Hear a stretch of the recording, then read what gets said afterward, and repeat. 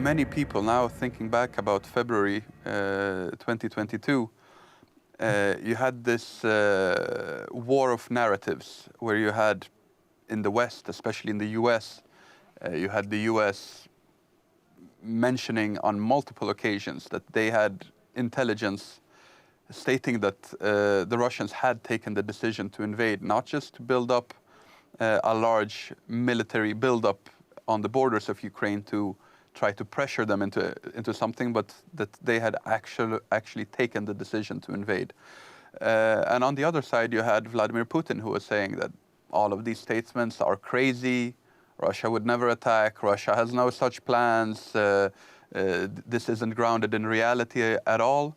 And you had a number of politicians in the West, media pundits, experts on international relations, that really put their reputation on the line, saying that, no, the Americans here are the aggressive part. They are lying. They're coming up with statements that are not based in reality, while we can take what Mr. Putin is saying at face value.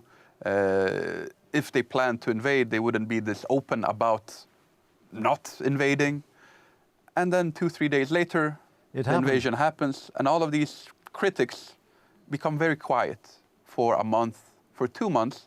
But the same people that back then were saying that this is impossible because the Russians need to be taken, their word needs to be taken at face value. Today, usually those people, they have not repented, they have not learned from their mistakes of February 2022. They are back again spreading that same Russian narrative. So unfortunately, you have some of these people who think that you can argue and reason with people such as Putin, Stalin, or Adolf Hitler. So unfortunately, in 1939, you had a lot of that. Going back to the Soviet invasion of Poland in 1939, there is also the debate about whether a declaration of war should have been issued against the Soviet Union.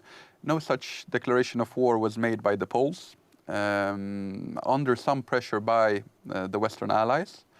But also the Poles themselves, they had some hope that, at least initially, that maybe this is some form of general chaos taking place. That maybe the Soviet Union and the Red Army are trying to take up slightly more beneficial positions from them, but that within a few weeks, a few months, the Soviet Union will launch its own offensive against the Wehrmacht. That naturally never happened. Instead, it was the other way around in 1941 with the Wehrmacht attacking the Soviet Union in Operation Barbarossa on June 22nd. However, the Poles did not issue that declaration of war. There was also because technically, according to the military alliance that had been struck between Poland and Great Britain on August 25th, 1939, Great Britain was obliged to come to Poland's aid if it would have been attacked. And naturally, Poland would have been obliged to come to Great Britain's aid if they were attacked. But it did say, in the fine print, you could say, it was specified that it was in the case of Germany being the aggressor. If any other state was the aggressor against Poland, then the British did not have the obligation to declare war. There was, however, a moment later on in 1939 when the Soviet Union also attacked Finland, during which the British, they started a debate whether this decision not to declare war against the Soviet Union during the invasion of Poland might have been a mistake, and maybe now it was time to declare war against the Soviet Union. The British actually started preparing a lot of military aid for Finland. It never came to fruition. There were diplomatic reasons for that stopped it. But there was a moment in which it was close for Great Britain to send military aid to Finland and declare war against the Soviet Union.